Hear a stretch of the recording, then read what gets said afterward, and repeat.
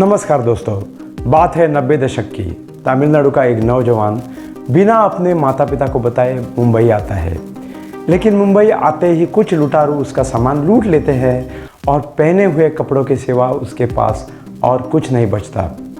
वो अपने गरीबी से तंग आ चुका है। मुंबई में वो कुछ करना चाहता है, पैसे कमाना चाहता है, लेकिन उसके पास न कोई डिग्री है और न कोई पैसे। वो खाली स्कूल तक पढ़ा है, उसे न हिंदी आती है न मराठी। अब वो करे तो क्या करे, लेकिन इस नौजवान में बहुत जज्बा है और डोसा बनाने की स्किल्स। इसी जज्बे और कुकिंग स्किल के बलबूते पर वो अगले 20 बरस में करोड़ों कमाता है। आइए दोस्तों, इस वीडियो में हम जानेंगे इस इंसान की दास्तां फर्श से अर्श तक। इसके साथ साथ हम ये भी जानेंगे कि क्या राज था उसकी सफलता का। उसके जैसा बिजनेस तो न जाने कितने ही लोग करते हैं, लेकिन प्रेम गणपति को ही इतनी सफलता क्यों मिली। कुछ लोग ऐसे भी होते हैं जो जन्म तो लेते हैं बहुत ही गरीब परिवार में, जिनके लिए 2 वक्त की रोटी भी नसीब नहीं होती। ऐसे लोग ज़िंदगी में कामयाब होने का सपना देखते हैं, ज़िंदगी में कुछ हटके करना चाहते हैं और नसीब भी इनके आगे झुकता है। आज के इस वीडियो में हम जानेंगे ऐसी ही शख्सियत के बारे में जो जन्मा तो गरीबी में, लेकिन उसने अपना मुकद्दर खुद लिखा अपने बुलंद इरादों के बलबूते पे। अगर आपने मेरा चैनल अभी तक सब्सक्राइब नहीं किया है तो उसे ज़रूर सब्सक्राइब करिए, ताकि मेरा मोटिवेशन बना रहे और मैं आपके सामने ला सकूं और सारे बहुत बहुत अच्छे वीडियो। साथ साथ इस वीडियो को लाइक करना भी मत भूलिए। दोस्तों, प्रेम गणपति का जन्म तमिलनाडु के नगलापुरम गांव में एक गरीब परिवार में हुआ। भाई और माता पिता कुल मिलाकर 9 लोगों का परिवार था। खाने वाले मुंह तो ज़्यादा थे, लेकिन आमदनी थी ना के बराबर। प्रेम गणपति को पढ़ाई में रुचि नहीं थी, लेकिन रसोई यानी कुकिंग उनको बहुत भाता था। डोसा और उसके कुछ प्रकार वो सही मायने से बना देते थे। शायद उतना ही उनका इंटरेस्ट था। जब 2 वक्त का खाना मिलने में तकलीफ़ें आने लगी तो उन्होंने अपना गांव छोड़ दिया और वो चेन्नई आ गए। चेन्नई में उन्होंने कुछ छोटे मोटे काम भी किए।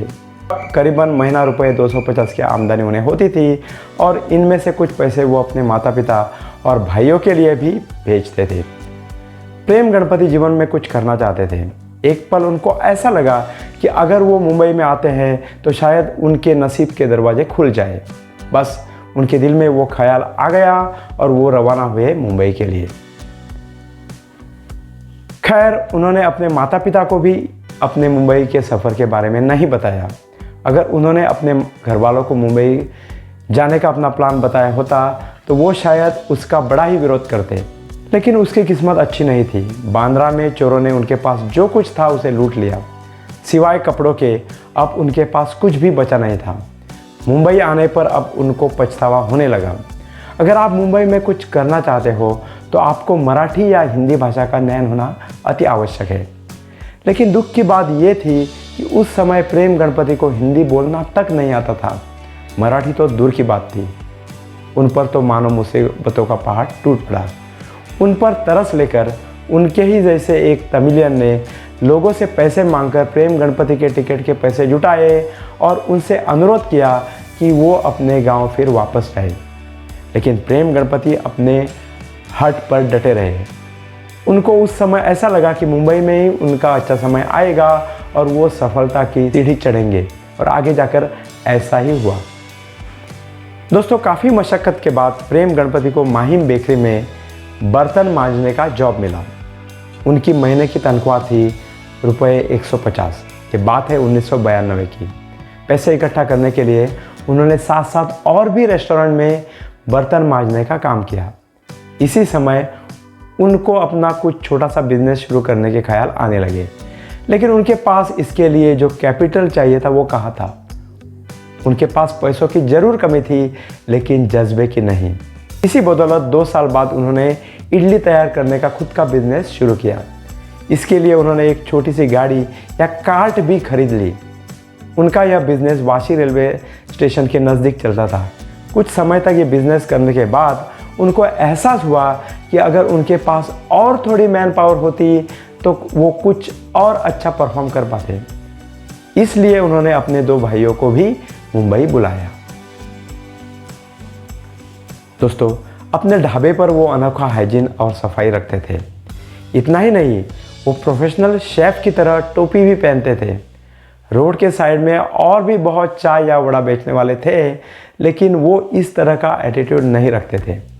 प्रेम गणपति का स्वच्छता और हाइजीन की तरफ व्यवहार और कस्टमर के प्रति प्यार देखकर कस्टमर उनकी तरफ आकर्षित होने लगे।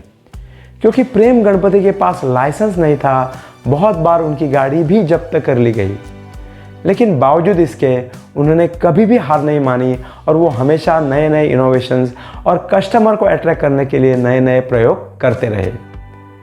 कुछ समय बाद उन्होंने थोड़े और पैसे इकट्ठा किए और एक शॉप किराए पे लिया। इसके लिए उन्होंने 50,000 रुपये डिपॉजिट भी रखा। इस शॉप का किराया था 5,000 रुपये। इसी समय उन्होंने और 2 कामगार सर्विस देने के लिए भी रखे और इसी तरह शुरू हुआ उनका एक छोटा सा रेस्टोरेंट।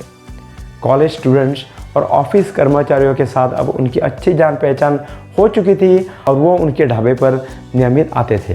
बिजनेस शुरू करने के बाद एक ही बरस में उन्होंने 20 नए डोसा के वैरायटीज़ को अपने मेन्यू कार्ड में शामिल किया, जिसमें सिसवन डोसा, पनीर चिल्ली डोसा और स्प्रिंग रोल डोसा तक शामिल थे। पहले उनको इंटरनेट चलाना नहीं आता था, लेकिन कुछ स्टूडेंट्स की मदद से वो इंटरनेट भी ऑपरेट करने लगे और डोसा के बारे में बहुत सारी जानकारी प्राप्त भी करने लगे। एक के बाद एक करके डोसा में वो नए प्रयोग करते गए। 2002 साल आने तक उनके पास 105 डोसा की वैरायटीज़ मौजूद थी। दोस्तों, अब उनकी नज़र पड़ी मॉल पे। वो अपना डोसा मॉल पे लेना चाहते थे। उन्होंने काफ़ी सारे मॉल को अप्रोच भी किया, लेकिन उनको उनकी ऑफ़र स्वीकृत नहीं थी, क्योंकि उनकी ऑफ़र बड़े ब्रांड जैसे कि मैकडोनल्ड तक ही सीमित थी। लेकिन प्रेम गणपति हार नहीं माने। वो निरंतर प्रयास करते रहे। आखिर को अपना आउटलेट ओपन करने के लिए वाशी के एक मॉल ने उन्हें परमिशन दी। ये परमिशन उनके लिए मिली क्योंकि उस मॉल का बहुत सारा मैनेजरियल स्टाफ उनके यहाँ डोसा लेने के लिए या कॉफ़ी लेने के लिए आता था। बस यही उनके जीवन का टर्निंग पॉइंट था।